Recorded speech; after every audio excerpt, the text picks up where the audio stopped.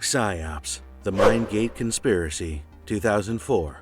Great gaming mechanics, or a simple yet effective variation on an old concept, may sometimes transform an otherwise mundane experience into a fresh-feeling, well-thought-out game. Midway's 2004 release Psi-Ops, the Mindgate Conspiracy, is a prime example of the type. The game is mostly your typical military-themed third-person action-adventure with locked doors, navigation riddles, and template boss battles against various colorful opponents. Psi-Ops is a standard shooter, but it stands out because of its ragdoll physics and wide range of psychic abilities. The player in the game is Nick Scryer, a Psi-Operative, whose mind has been erased to allow him to infiltrate a terrorist group. He is, however, apprehended and must battle his way free with the assistance of Sara, a double agent. He regains his PSI abilities as he continues. Before we go into our explanation, we have a very small request. If you like our content, please support us by subscribing to our channel. This is a small click for you, but for us, it means a lot. Thank you. Let's begin.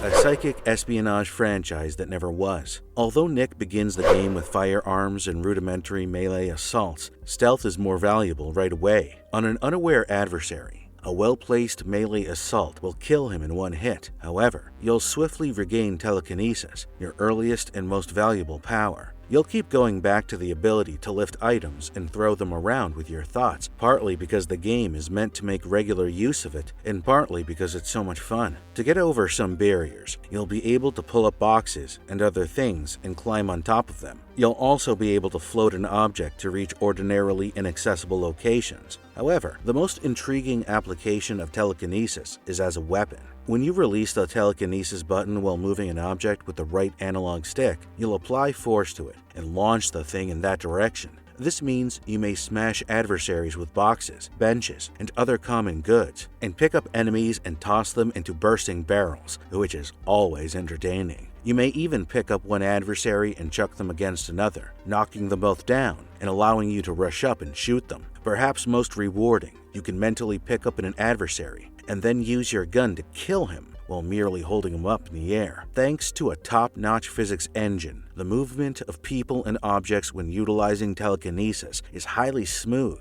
and convincing.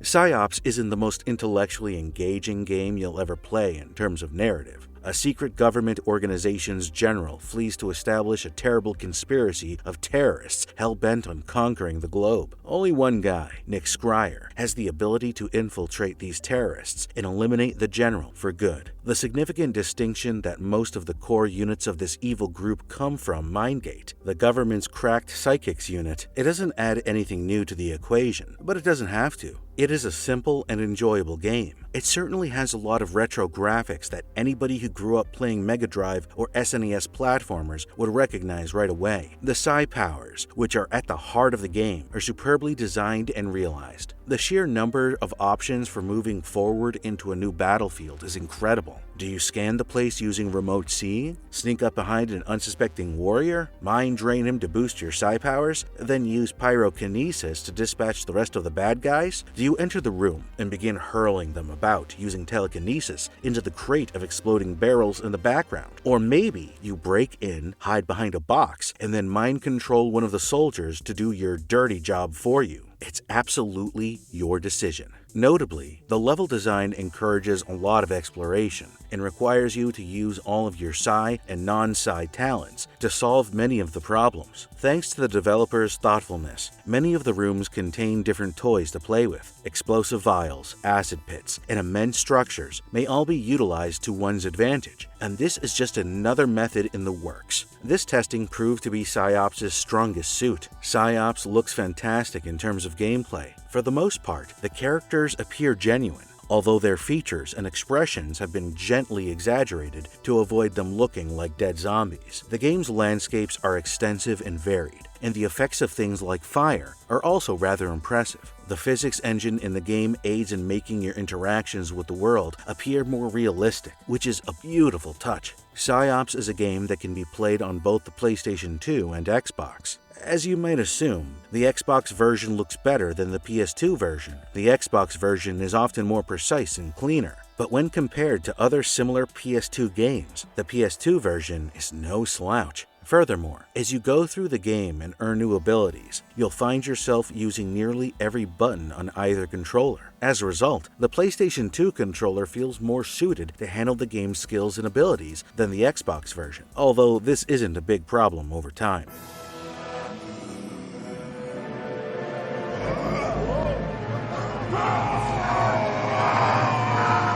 Marvelous Gamers Review. Overall, Psi-Ops, the Mindgate Conspiracy is a fantastic game. While it may appear to be just another third-person shooter with military undertones, the Psi abilities are so brilliantly developed that it's worth returning to the game after you've completed it merely to use telekinesis to smack adversaries about again. It also offers a decent tale, and will take the typical player between 12 to 15 hours to complete the first time around. Psi-Ops might be a great choice if you're looking for a new action game. Psi-Ops appeared destined for the franchise treatment, thanks to its addicting gameplay and entertaining premise. It was never meant to be, yet despite one hell of a cliffhanger, players are still left in the dark about what may have been and why the series ended so abruptly. If you enjoyed this video, please do like and share. Also, comment below what other games you want us to review. And if you liked our content, don't forget to leave a like and subscribe to us if you haven't already. Have a good one, and be safe. Thanks, everyone.